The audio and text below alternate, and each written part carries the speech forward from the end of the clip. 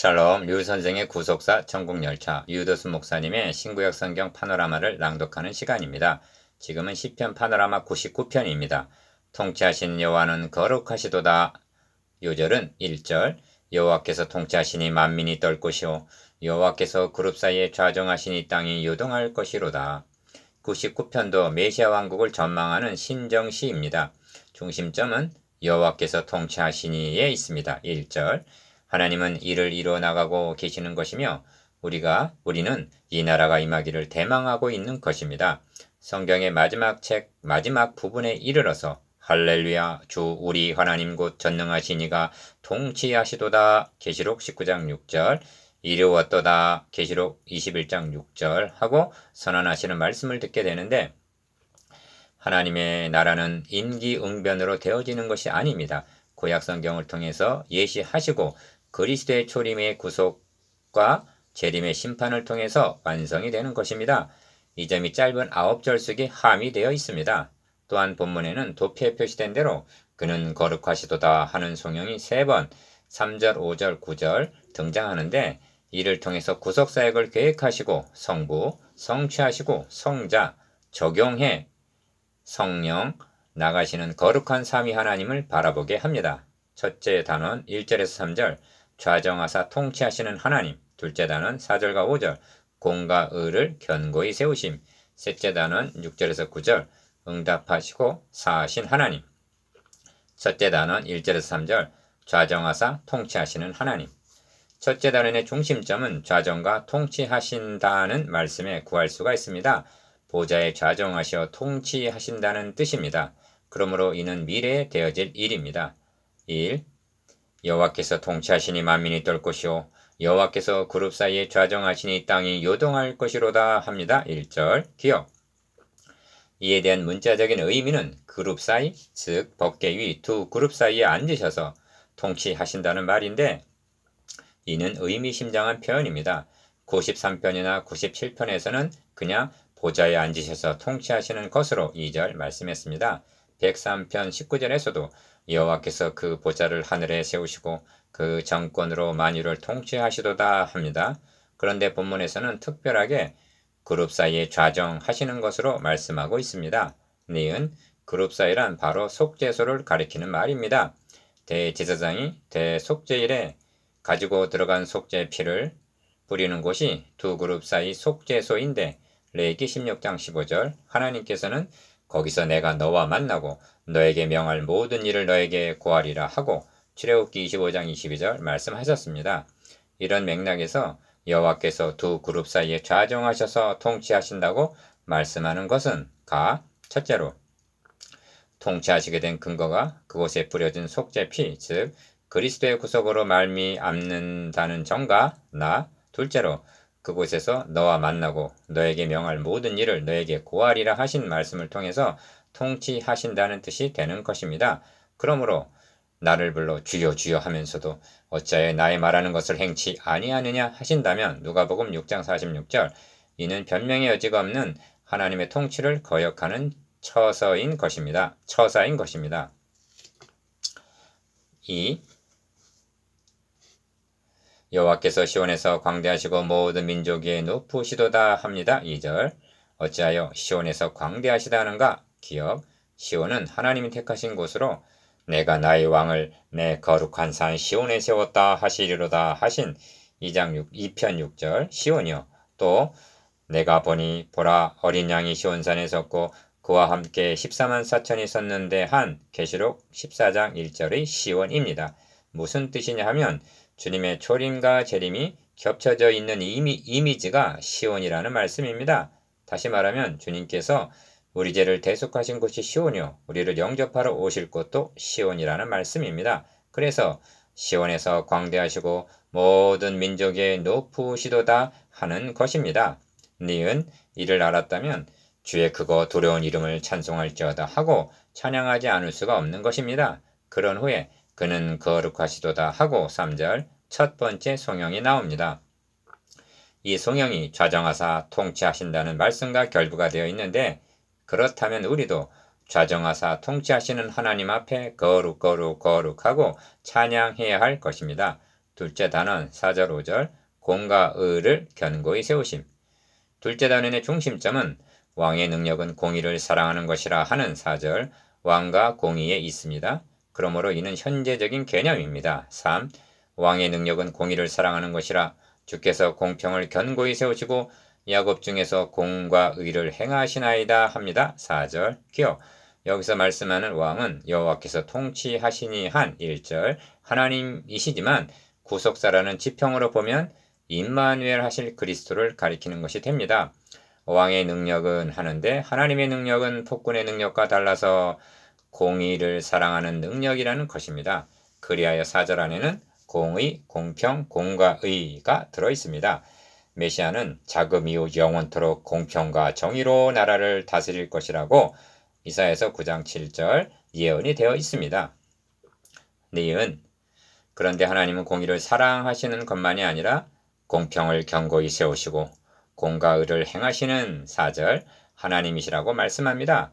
공의를 얼마나 견고히 세우셨는가 하면 우리 죄를 사하시되 자기 아들에게 대신 정죄하시고야 우리를 용납하실 수가 있으신 그토록 견고히 세우신 하나님이십니다.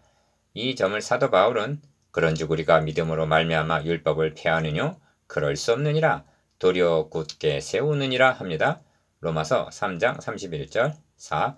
이를 알았다면 너희는 여호와 우리 하나님을 높여 그 발등상 앞에서 경배할지어다 그는 거룩하시도다 하고 5절 두 번째로 거룩하시도다 하는 성형을 돌리게 되는 것입니다. 기억. 이 성형을 둘째 단원의 주제와 결부시키면 공의로 통치하시는 왕에게 돌리는 것이 됩니다. 그렇다면 우리들도 발등상 앞에 엎드려 가 경배를 드리며 나 거룩하시도다 하고 성령을 돌려야 할 것입니다. 셋째 단원 6절에서 9절 응답하시고 사하시는 하나님. 셋째 단원의 중심점은 응답하셨고 사하신 하나님이라는 8절 말씀에서 구할 수가 있습니다. 백성들이 범죄할 때마다 모세, 아론, 사무엘과 같은 중보자들은 하나님께 간구를 했습니다. 그때마다 하나님은 징계를 하셨으나 뜻을 돌이키사 사하신 하나님이십니다. 그러므로 이는 과거적인 개념입니다. 5. 그 제사장 중에는 모세와 아론이요 그 이름을 부르는 자 중에는 사무엘이라 합니다. 6절 상반절 기억. 어찌하여 모세, 아론, 사무엘을 거론하는가?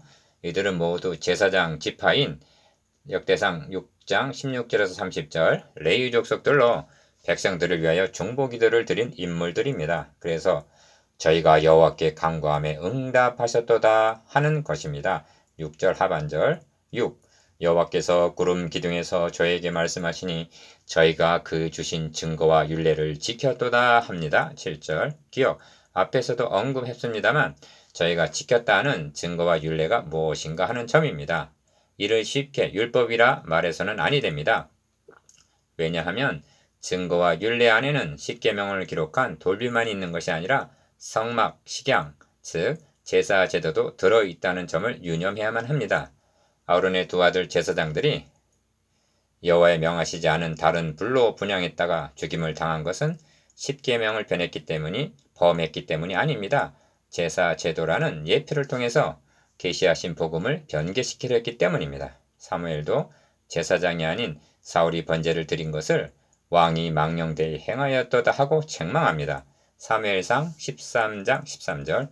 이처럼 모세, 아론, 사무엘은 증거와 율례를 보수한 자들이었던 것입니다. 니은 이런 맥락에서 모세, 아론, 사무엘은 두 번 등장하는 응답하셨다와 6절, 8절 결부된 중보 기도자였던 것입니다.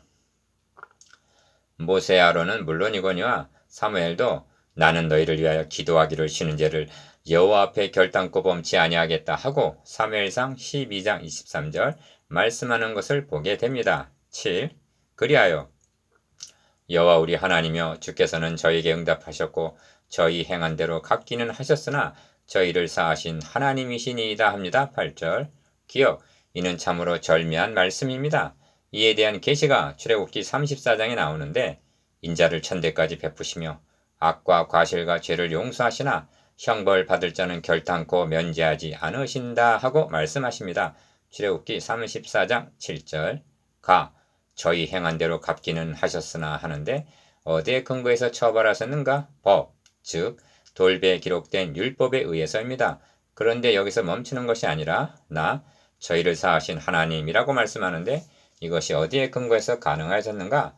번제단에서 드려지는 속죄제를 통해서입니다. 니은 하나님께서 시내산에서 돌비만을 주신 것이 아니라 성막 식양도 주셨다는 점을 인식한다는 것은 참으로 중요한 요점이 됩니다. 율법을 통해서 죄를 깨닫고는 성막에 가서 속죄제를 드림으로 사함을 받을 수 있는 방도를 마련해 주셨기 때문입니다. 그러므로 성막 식양은 의문에 쌓여있는 복음이었던 것입니다. 만일 십계명만을 주시고 성막 식양을 주시지 않았다면 구약의 성도들은 한 사람도 구원 얻을 수가 없었다는 논리가 성립이 되는 것입니다. 10족장들의 악평으로 말미암아 우리가 한 장관을 세우고 애굽으로 돌아가자 하고 민수기 14장 4절 반역했을 때에도 저들을 징벌하셨으나 그리스도가 탄생할 선민됨을 철회하시지는 않으셨습니다.